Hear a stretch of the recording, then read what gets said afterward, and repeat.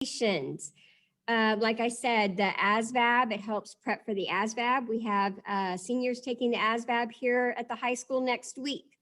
Real estate, social work, law enforcement.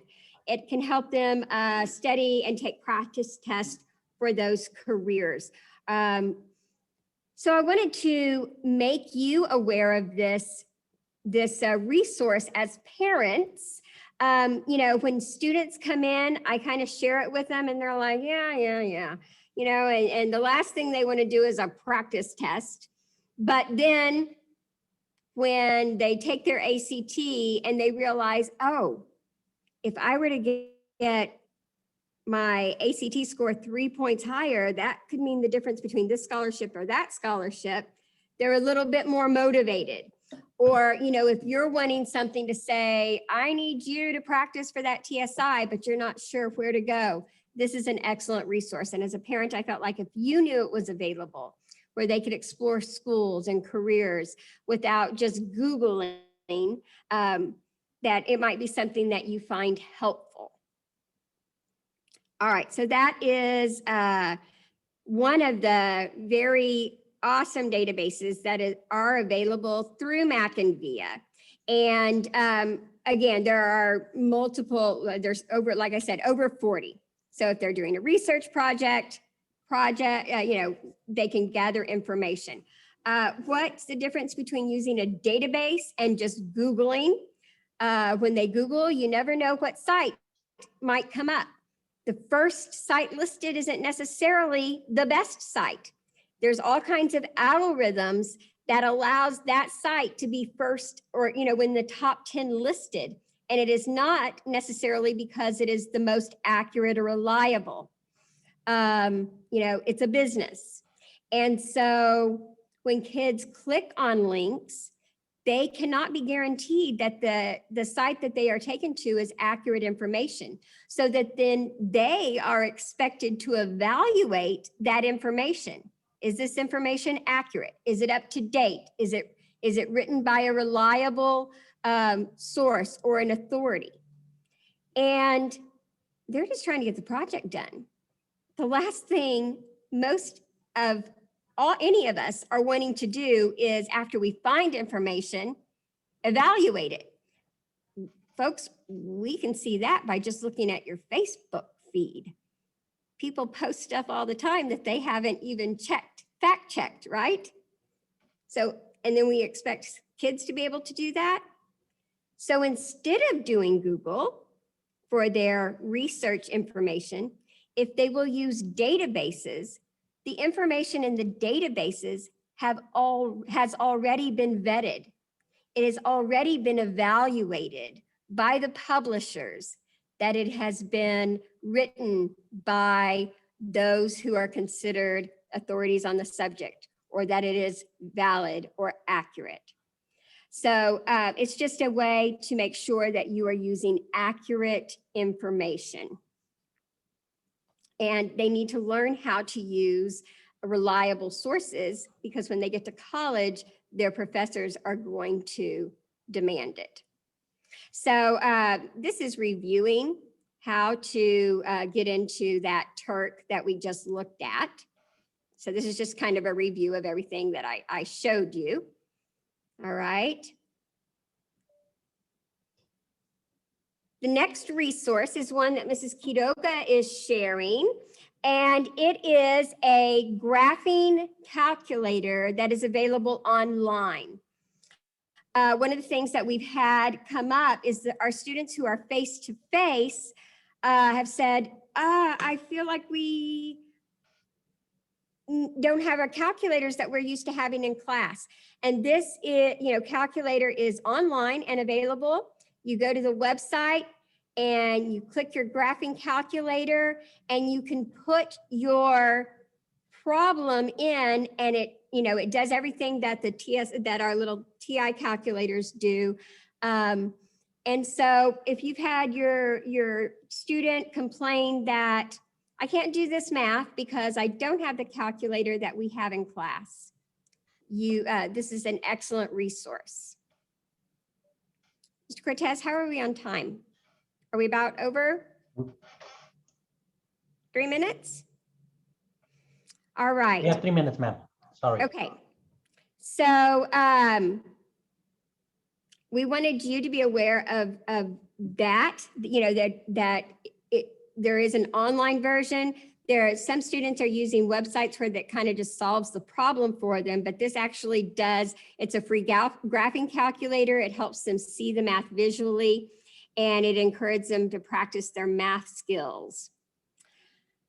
Very quickly before I move on, I did want to share with you how in Google Classroom, which of course all of your students are using for all of your classes, that you can sign up for what is called Guardian Summaries. The teacher has to make this available. They have to turn this setting on. This doesn't make you a student in that classroom. What it does instead is you put in, you can send your kid's teacher an email and say, I'd really like to, get Guardian Summaries. They need a valid email, and they'll send you an invite, and you accept it. And then what it does is it sends you a weekly or daily email. You set up your preference, and it will tell you your child what they have coming up, what class activities are happening or to do, and what work is missing. So just like in Skyward, how you can get alerts if your child has a missing assignment or a grade below a certain grade. 1 minute, ma'am. Sign up for Guardian Summaries in Google Classroom. And I just wanted you to be aware of that in case you would like to request that from your teachers. All right, so in summary, I just wanted to make sure that you had, I didn't fact check this number. Let me make sure I got that technology helpline right. But the library number is 797-8386. And my email is there. So if you have any questions or need any assistance, feel free to send me an email or call the library. While Mr. Cortez does the raffle, I'm going to go double check on that technology helpline. Okay, ma'am, could you stop your share? Yes, sir. Thank you very much, Ms. Umstead. That was a wonderful presentation. Before I do the raffle, can I take a quick picture of the participants? If everybody could please put their cameras on very quickly.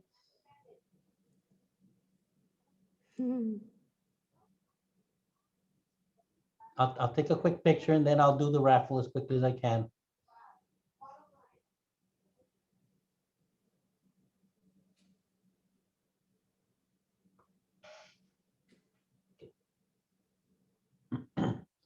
One, two, three.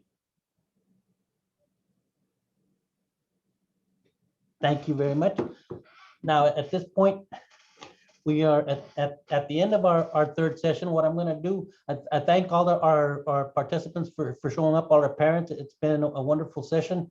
I am going to go ahead and do the wheel of names to see who our winner is for this session. The prize for this session is a wireless speaker. I need to share first very quickly. Hopefully that. Can everybody see can I get a thumbs up? You all can see my screen? Okay, and I'm gonna spin it right now.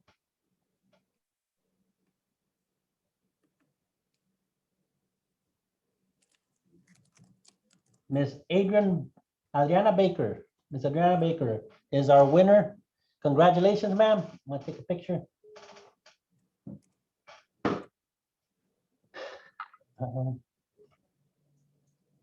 Okay, very good.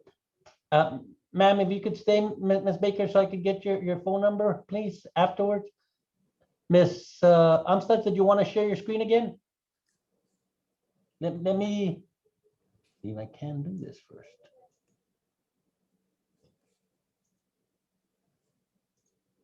Sorry, ma'am. I put I corrected the tech helpline. It's 433-30 63. I put the number in the chat. Okay, I apologize. I'm having problems or difficulties trying to get it back up to where we could all share again. If there's no questions, thank you all very much for participating. It's been a wonderful session and a wonderful meeting. I appreciate you all being here. Thank you very much. Our conference. Have a great day. Great morning. Thank you all. Ms. Baker, are you still there? Yes, sir. I'm still here. Okay, ma'am. Thank you. Congratulations. Cool.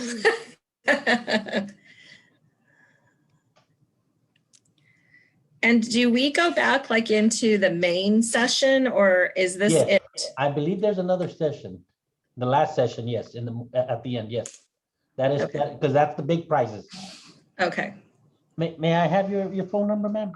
Yes, it's 200 71 18. 7118. Okay, ma'am. You Thank know where I very- am. I'm over there at Dominguez. Yes, ma'am.